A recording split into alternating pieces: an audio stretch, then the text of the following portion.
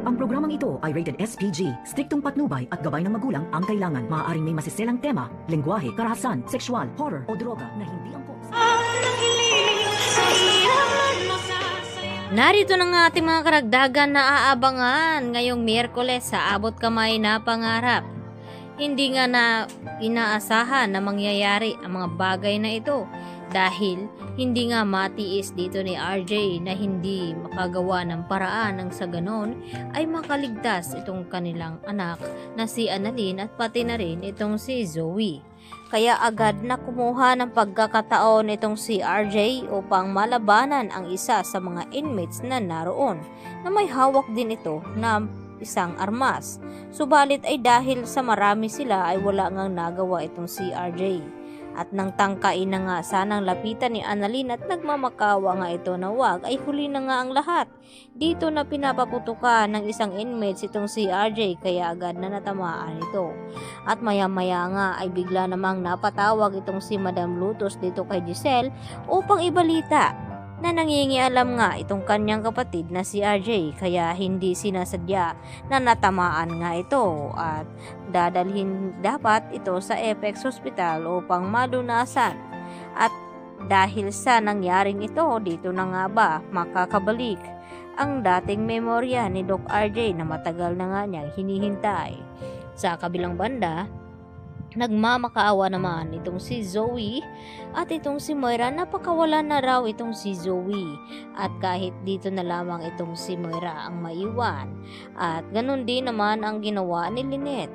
Subalit hindi naman pumapayag itong si Madam Lutos hanggat hindi daw niya makikita itong kanyang anak na si Carla na makapunta doon sa kulungan at makausap niya ng personal dahil tila hindi kumbinsido itong si Lutos na anak niya nga ba itong kanyang nakakausap dahil gumawa lamang ng paraan itong si Justin upang makuha na ng voice record itong si Carla nang sa ganon ay makausap ito ni Madam Lutos.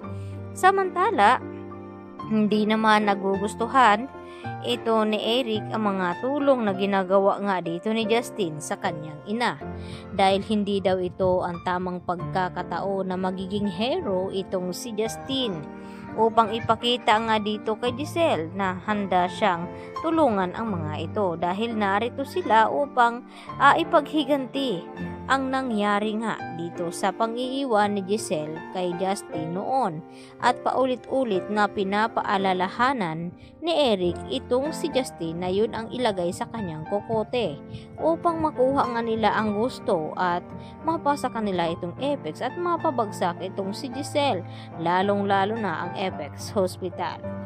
Samantala, nagulat naman itong si Carlos Benitez nang mayroong tumawag sa kanya na hindi naka-registered ang number at sinasagot niya nga ito at laking gulat nito nang si Irene ang tumawag sa kanya at humihingi naman ngayon ng tulong dahil di umano ay na-hold up nga daw ito at walang natira sa kanya at nagtanong itong si Carlos na kung nasaan nga ba itong si Irene at ang sagot ni Irene na naroon nga ito sa malapit sa kanyang bahay at hindi nagustuhan dito ni Carlos ang sagot ni Irene at dito niya sinabi na baka na lamang daw iyon ni Irene upang mapaniwala itong si Carlos at manghihingi na naman ito ng pera at dito sinabi ni Irene na hindi siya nagsisinungaling at nagsasabi siya ng totoo at humihingi nga siya ng tulungan dahil wala daw siyang kakilala doon nga sa kinaroroonan nito. Subalit tila matigas itong si Carlos at tila naiirita na rin itong si Irene at ang gustong mangyari nito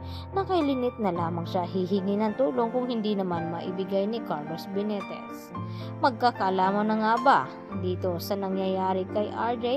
Dito na nga ba mabubuking ang mga pangloloko dito nila Moira at Zoe sa kanya na hindi naman talaga niya tunay na anak ito at ito din ang dahilan na kung bakit nasawi itong si Don Pepe dahil sa sekretong pinagtakpan dito ni Zoe at ganon din itong si Moira upang hindi nga malaman ng lahat. Yan po ang aking karagdagan latest update at maraming pong salamat muli sa inyong pananatiling panonood. Hanggang sa muli, bye-bye!